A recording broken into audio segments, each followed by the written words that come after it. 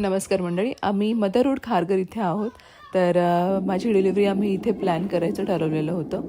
साधारणपणे आम्ही executive room इथे पॅकेज वगैरे घेऊन आम्ही बुकिंग केलेलं होतं.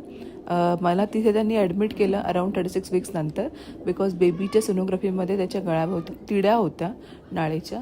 सो आम्हाला अशी ही एक्झिक्युटिव्ह रूम मिळालेली होती, which was very good, spacious.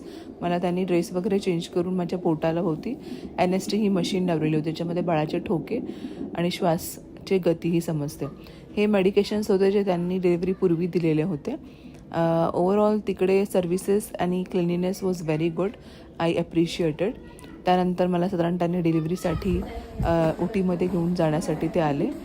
So we are waiting for the happy moment. Tax वगैरे ते लावलेले होते.